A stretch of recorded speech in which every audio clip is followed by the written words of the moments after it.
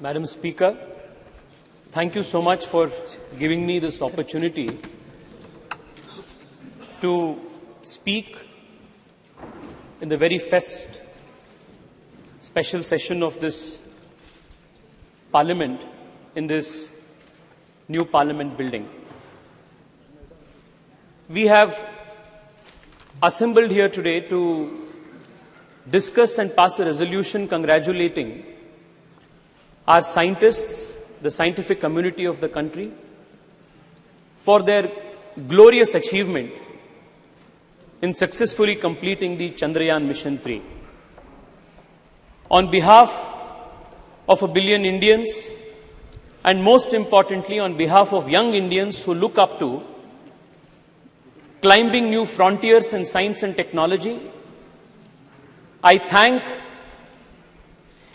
all the scientists of ISRO for inspiring a generation of Indians by achieving something that was considered impossible.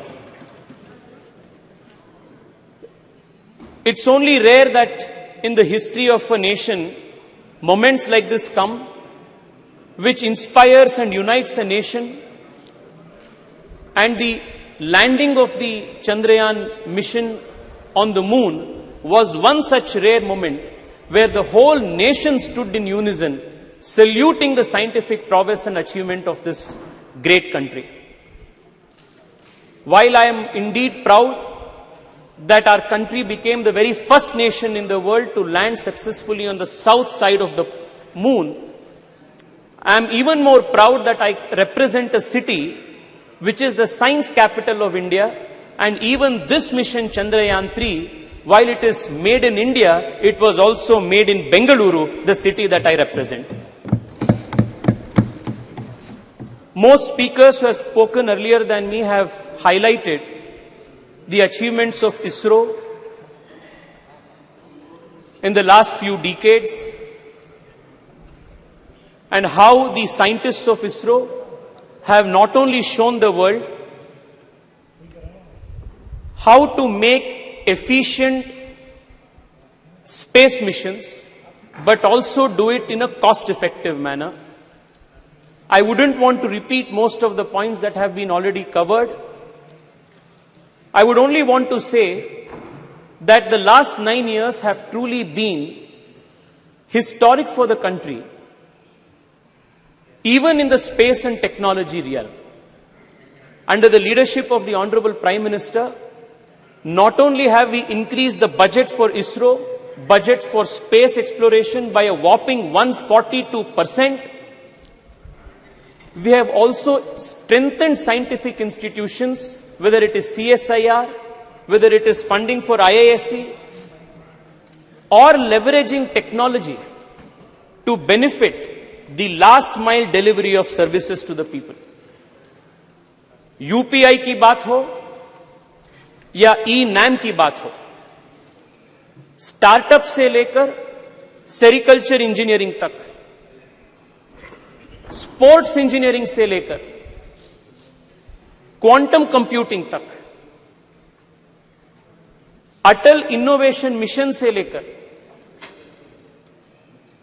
National research foundation तक, कई सारे चीज पिछले 9 साल में मोदी सरकार ने किए हैं, जो अपने देश के साइंटिफिक इंस्टीट्यूशंस के फाउंडेशन है, इसको बलवर्धन करने के लिए हिस्टोरिक एंड रेवोल्यूशनरी चीज पिछले 9 साल में हुए. Madam, I wanted to keep my speech as apolitical as possible. I wanted to keep my speech as academic as possible. But the speakers from the opposition benches have indulged in a continuous Nehru bhajan from morning, instead of doing a bhajan of ISRO and ISRO scientists.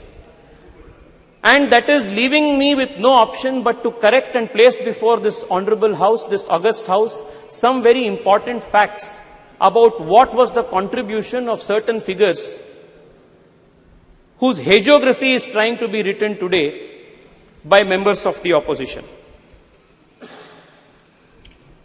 An impression is made to be given that everything scientific in India, all scientific achievements in India, whether it is ISRO, whether it is DRDO, whether it is CISR, whether it is IISc, every scientific achievement in India is credited to Nehru. But the reality is far from that. Madam Speaker, I want to highlight to you the fact that most of the scientific institutions that are a nation's pride today were all started by people in pre-independence India when Nehru had no role to play. And all those pioneers who had the grand vision to establish these institutions, even at the time of the British India, are not even mentioned, even cursorily, when the nation is celebrating its scientific prowess. I only want to take the example of one or two people. Kanimoyiji, I am quoting the example of Arkat Mudaliar, coming from Tamil Nadu. Please hear it out. In 1942, when India was not independent, Arkat Ramaswamy Mudaliar, he envisioned an institution by the name Council of Scientific and Industrial Research in India and established it from 1942 to 1942 with the help of Shanti Swarup Bhatnagar. Nehru had nothing to do with it. Today, most number of patents in the country are filed because of CSIR, and it is one of the most important scientific research organizations in the country, and Nehru had nothing to do with it.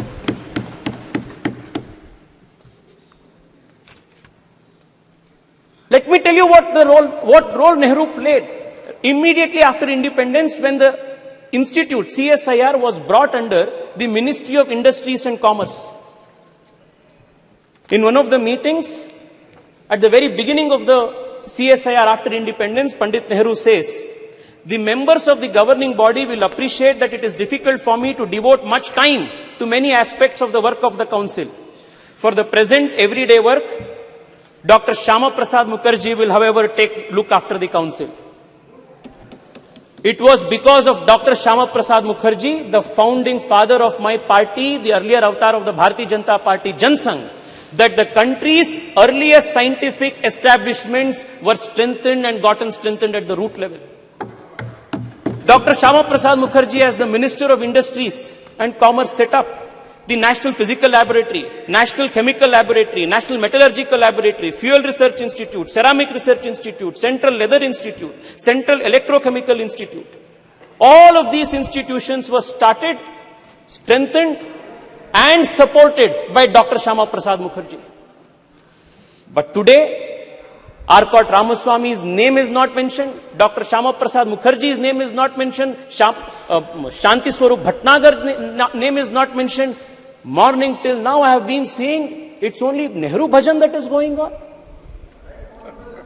The cosmos of the Congress party starts with Nehru and ends with Rahul Gandhi. It is unfortunate, but it is necessary for us to inform the nation through this August House what Nehru truly did, even when it came to atomic research. I want to draw the attention of the members from the opposition when acquisition of missiles and research in atomic bombs, nuclear bombs, for protecting the country's national security, energy security was made to Nehru. This is what Pandit Nehru says, and I quote, the distribution of this toy, the toy that he is mentioning is the atom bomb, a nuclear bomb.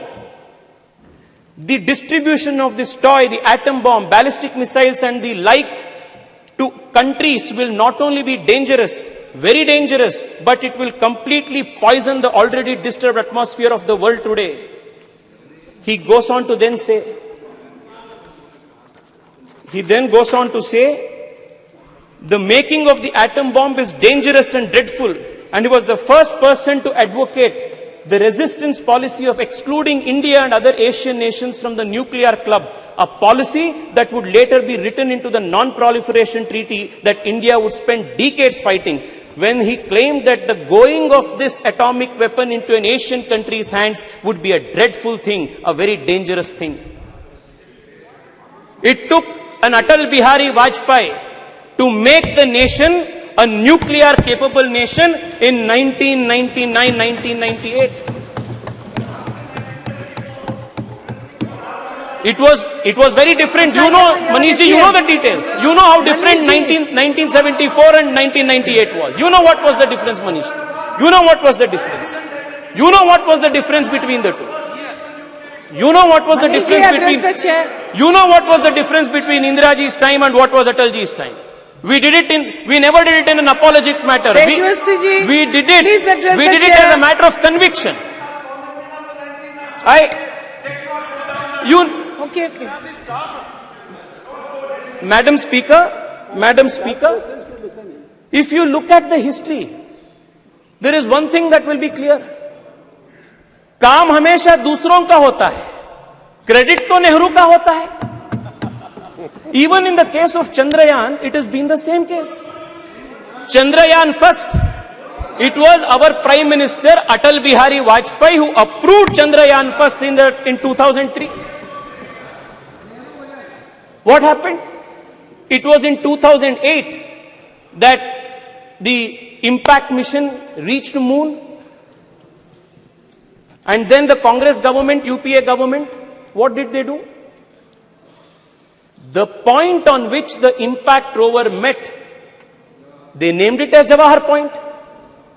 When Nehru had nothing to do with Chandrayaan 1, the impact point, however, was Jawahar Point. Former ISRO chief, let us talk about Chandrayaan 2. Former ISRO chief, Madhavan Nair, has gone on record to say that for political reasons, UPA2 delayed political clearances, denied approvals for Chandrayaan 2.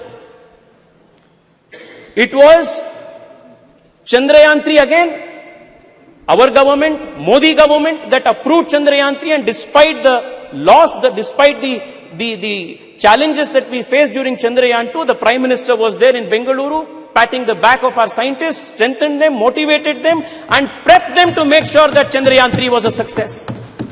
The difference, Madam Speaker, is when Chandrayaan 3 met with success, the Honorable Prime Minister of the country named the point as Tiranga Point and Shiv Shakti Point and not did bhajan of any particular individual. Please conclude. Madam, allow me 2-3 minutes more, please. Please. There are 2-3 important issues that needs to be brought to the notice of this August House.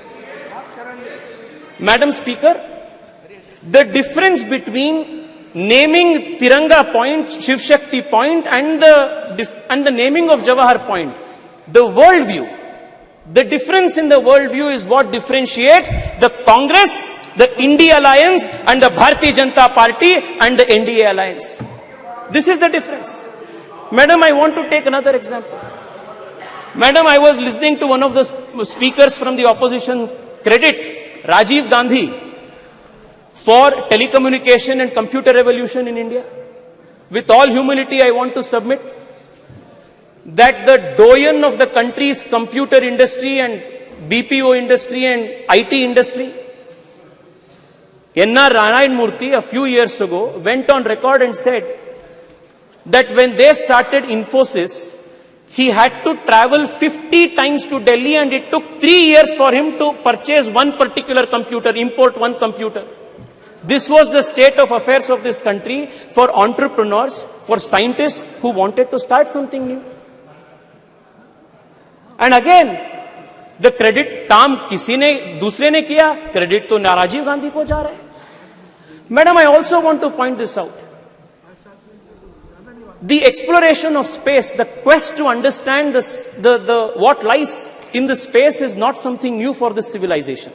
Starting from the Rig Veda to this day, the journey has been continuous. Aryabhata, Varahamihira, Bhaskara, all of them postulated theories on units of time, of understanding how the heliocentrism of the solar system works. All of these indicate the natural quest of the Indian mind to understand the secrets that lie beyond the space. Never in our history, never in our civilizational history was any scientific man or woman persecuted, hunted down for their beliefs, for for their theories and postulates. Whereas in other civilizations, you will find examples of the Hypatia of Alexandria who was stoned to death. Galileo Galilei, Nicholas Copernicus, Johannes Kepler, many such scientific minds were persecuted for various reasons. But this is the only civilization in the whole world where scientists and people of science have never been persecuted all through the civilizational history. Thank you. The only exception to this, please, madam, please give me 2 more minutes, madam. The only exception to this is the persecution of a scientist from ISRO by the Kerala Congress government, Nambi Narayan, and this is the only exception where a scientist was persecuted for political reasons by the Kerala Congress government.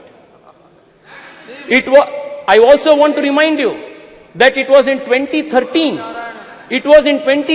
that Honorable Prime Minister Narendra Modi, as the candidate for Prime Minister, as the BJP's candidate for Prime Minister, when he visited Thiruvananthapuram, visits Nambi Narayan, promises that the country will stand by him again.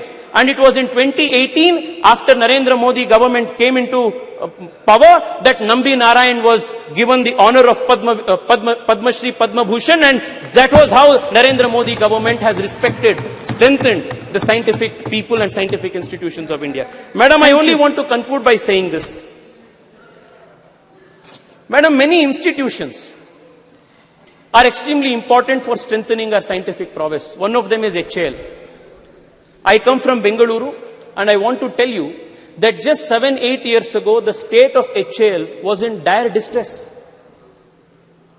Today, not only is the company, the organization manufacturing LCA Tejas, but in recent meeting of the Honorable Prime Minister in Delhi, in US, along with GE, they have gotten into a memorandum of understanding to manufacture GE 414, F1 414 engines with 80% technology transfer that is going to make India a superpower in this. Madam, Madam Speaker, I will conclude with just this. I will conclude in 1 minute, madam. In 1 minute. Madam,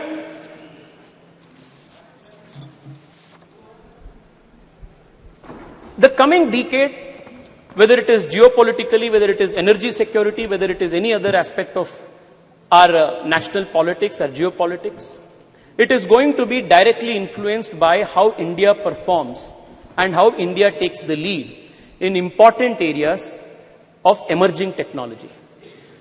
And I must credit the Narendra Modi government for making India future-proof and tomorrow-ready by institutionalizing and supporting important scientific missions. I would want to read out only 4 or 5 of them. The National Quantum Enabled Science and Technology Program, National Quantum Technologies Application Program, National Research Foundation, National Supercomputer Mission, the National Green Hydrogen Mission. All of these are important programs that the government of India has undertaken to make India a pioneer in emerging technologies. One of the points that was made by Karti Chidambaram ji, thank you. One of the points that he made, a very relevant point that he made, was how to popularize science among young people and students. I want to tell him that the Modi government in the last few years has been working with a mission focus to popularize science among children. And the Atal Innovation Mission and building of 10,000 Atal Tinkering Labs in our high schools, with the objective of nurturing 10 lakh young minds who will explore the frontiers of science, is an example of how the Narendra Modi government is trying to make science and technology a popular culture in the whole country. Madam, I only want to conclude by saying this. Please conclude, please. I will conclude. The other people. Madam, all of these aspects that has taken place in the last 9 years. I mentioned UPI, Digital India, Startup India, to the startups that are now emerging in space technology. One of the most promising startups in space, called Pixel Space, is run by an Indian engineer who comes from a small town called Chikmagalur, has raised a few $1 million from Google. The boy Awais Ahmed is a CEO of this and hails from Chikmagalur. It is possible only because the Modi government opened the space technology space for private players. Madam, the next few decades is going to be extremely important for the country in strengthening our industrial, our scientific institutions and making India future ready, India tomorrow ready. And we are extremely fortunate that at such an important point in history, we have the leadership of Narendra Modi, who has been leading this country with such foresight and vision. I want to once again congratulate the Prime Minister for his deftful leading of this country, deftful leadership for this country at such an important time. Thank you so much, ma'am.